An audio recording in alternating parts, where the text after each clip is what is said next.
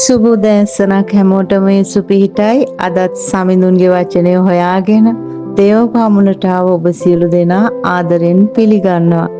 අපි කියවමු අද ගීතාවලිය 53:2. යහපත කරන්නෙක් නැත, නුවණින් හැසිරෙන්නා වූ දෙවියන් වහන්සේ සොයන්නා වූ යමෙක් ඇද්දැයි දක්නා පිණිස දෙවියන් වහන්සේ ස්වර්ගයේ සිට මනුෂ්‍ය පුත්‍රයන් දෙස බැලූසේක. නුවණින් හැසිරෙන දෙවියන් වහන්සේ සොයන කෙනෙක්. ඉතින් නුවණින් හැසිරෙන කිව්වහම ලෞකික දැනුම තියන අය නෙවෙයි. දෙවියන් වහන්සේගේ කැමැත්ත තේරුම් අරගෙන ඒ අනුව ජීවත් වෙන්න කැමති අය.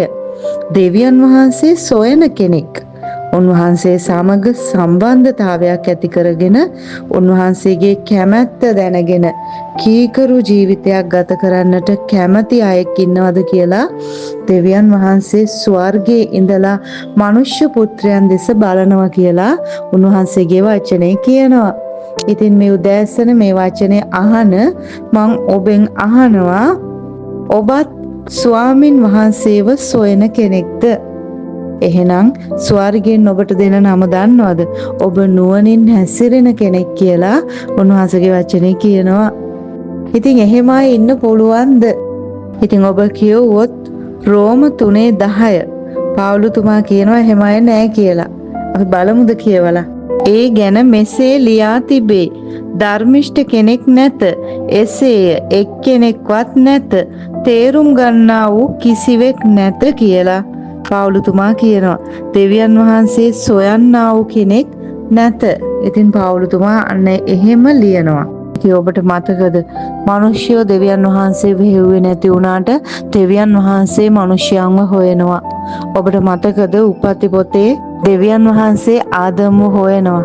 ආදම් නුඹ කොයිද කියලා අහනවා. ඔබට මතක ඇති. ඉතින් උන්වහන්සේ කැමති අපි උන්වහන්සේව හොයනවට. ඉතින් යෙරමියා 29:13 කියනවා, නුඹලා මා සොයනවා ඇත, නුඹලාගේ මුළු සිතින් මා සොයන කල මා නුඹලට සම්බ වෙනවා ඇත කියලා යෙරමියා ලියනවා. ඉතින් ස්වාමීන් වහන්සේ කියනවා නුඹලට මාව හම්බ වෙන්න නම් නුඹලාගේ මුළු සිතින්ම මාව හොයන්න කියලා මේ උදෑසන ඔබට ස්වාමීන් වහන්සේ මතක් කරනවා ආදර දේවදරුවනි.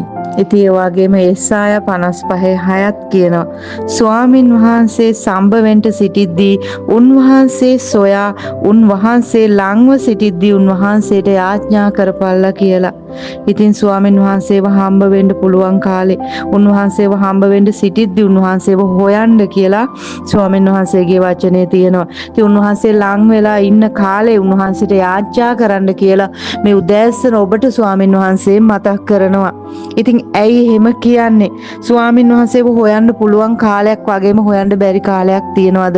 උන්වහන්සේ ලං වෙලා ඉන්නවා වගේම උන්වහන්සේ දුරස් වෙන කාලයක් තියෙනවද? ඔව් එහෙම කාලයක් තියෙනවා. උන්වහන්සේ කරුණාවේ කාලය කියලා කාලයක් අපිට දීලා තියෙනවා. ඉතින් එහෙම කාලය තුල උන්වහන්සේව හොයද්දී අපිට උන්වහන්සේව හොයාගන්න පුළුවන්. ඉතින් ඒ කාලය අවසන් වෙන්නට කලින් උන්වහන්සේ ලං වෙලා ඉන්න කාලේ උන්වහන්සේට ලං වෙලා යාඥා කරන්න කියලා. ඉතින් උන්වහන්සේ දුරස් වෙන්න කලින් මේ කරුණාවේ කාලය පාවිච්චියට අරගෙන උන්වහන්සේට ලං වෙලා යාඥා කරන්න කියලා මේ උදෑසන දෙවියන් වහන්සේ ඔබට මට මතක් කරලා සිටිනවා ආදර දේවදරුවනි.